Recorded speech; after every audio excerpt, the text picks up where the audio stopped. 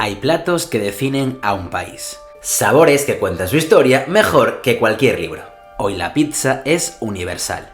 La encontramos en cada rincón del mundo, en versiones que van desde lo gourmet hasta lo improvisado. Pero hubo un tiempo, no hace tanto, en que la pizza era una comida de pobres, despreciada por las clases altas y confinada a los callejones de Nápoles. Nadie podía imaginar que aquel disco de masa, tomate y queso acabaría representando a toda una nación. Y sin embargo, todo cambió por el capricho de una reina. Una reina con hambre de algo más que comida. Hambre de acercarse a su pueblo, de reconciliar un país dividido y, sin saberlo, de cambiar la historia de la gastronomía. Hola a todos y a todas y bienvenidos a Vinos de Papel TV. Oh, pero recuerden, nada de anchoas, lo digo muy en serio, no las ponga. Como se le ocurra poner una sola anchoa, le convertiré en calabaza.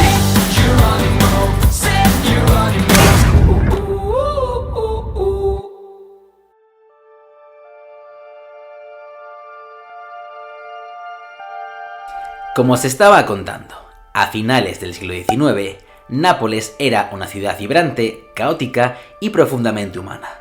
En sus calles convivían la miseria y la alegría, el ruido del puerto y las canciones de los vendedores ambulantes. La pizza había nacido allí mucho antes de ser famosa. Era el alimento del pueblo, barato, rápido y fácil de preparar. Las mujeres amasaban la masa en casa, los hombres la cocinaban en hornos improvisados y la vendían en la calle. Se hacía con lo que hubiera: aceite, ajo, queso, anchoas, albahaca o simplemente tomate. Era comida de aprovechamiento, hecha con sobras, pero llena de ingenio. Una receta sin receta, tan flexible como la gente que la inventó. En aquel tiempo, los ricos la despreciaban. Para las clases altas, la pizza era vulgar, algo impensable en un banquete. Comer pizza era casi una declaración de pobreza. Y sin embargo, esa humildad escondía algo poderoso: la creatividad de un pueblo que sabía convertir lo poco en mucho, y el hambre en arte. En 1889, Italia aún era un país joven.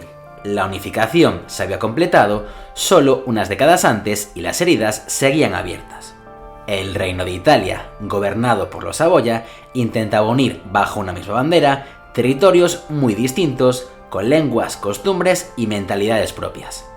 El norte industrial miraba con desdén al sur agrícola, y el antiguo reino de los Sicilias, al que pertenecía Nápoles, aún recordaba con rencor haber sido conquistado militarmente. Los Saboya, originarios del Piamonte, eran vistos como monarcas del norte, ajenos al alma popular del sur. Por eso, cuando el rey Humberto I y la reina Margarita de Saboya viajaron a Nápoles aquel verano, la visita no era casual. Tenía un objetivo: acercar la monarquía al pueblo. Pero nadie imaginaba que el gesto más recordado de ese viaje no sería un acto oficial, sino un almuerzo improvisado. La historia cuenta que en medio de un banquete regio, la reina se cansó de la cocina de palacio.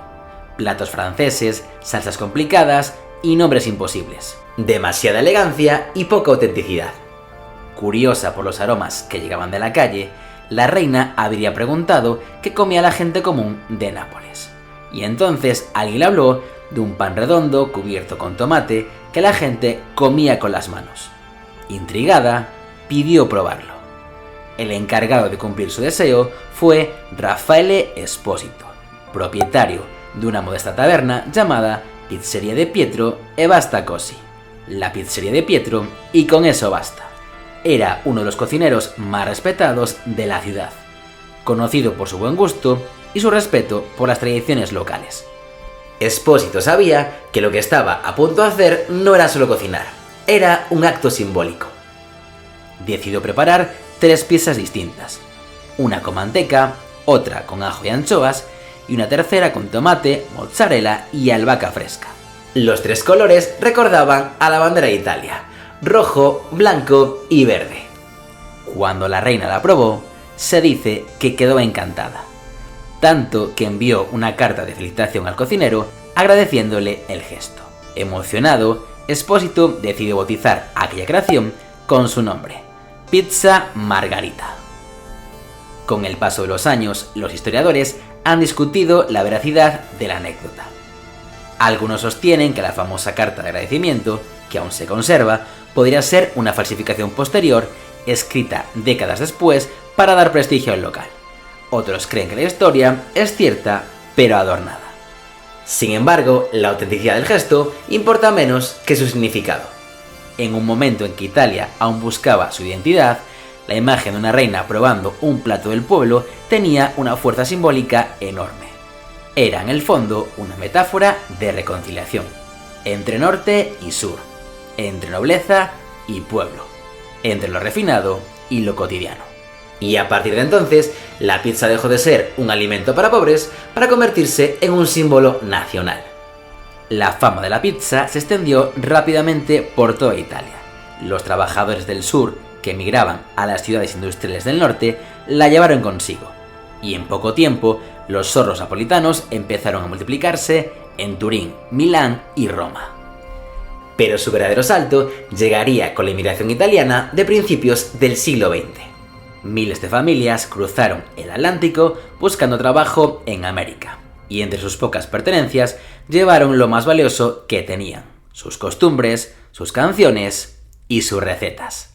Así la pizza viajó a Nueva York, Buenos Aires, Montevideo y Sao Paulo, donde encontró nuevos ingredientes, nuevos públicos y nuevas formas de prepararse.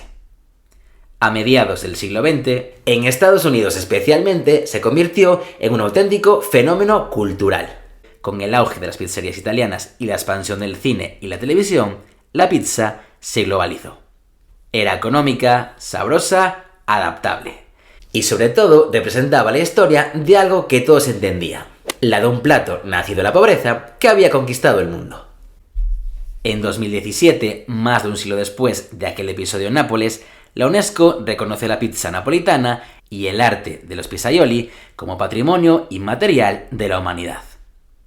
Un homenaje no solo a un alimento, sino a una forma de vida. Los pizzaioli napolitanos, con sus hornos de leña y sus gestos precisos, son herederos de una tradición que ha sobrevivido a guerras, crisis y modas. Cada masa que amasan, cada pizza que lanzan al horno, lleva consigo una historia que empezó en las calles y llegó a los palacios. Hoy en día comer pizza es un acto cotidiano, pero detrás de cada porción hay una historia de resiliencia, unión e identidad.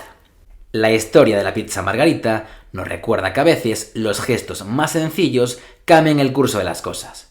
Que un plato hecho con sobras puede convertirse en un símbolo nacional. Y que la comida, más allá del hambre, es una manera de contar quiénes somos. Porque la pizza no solo nació de la necesidad, sino del ingenio, del mestizaje y de un momento de encuentro entre una reina y su pueblo.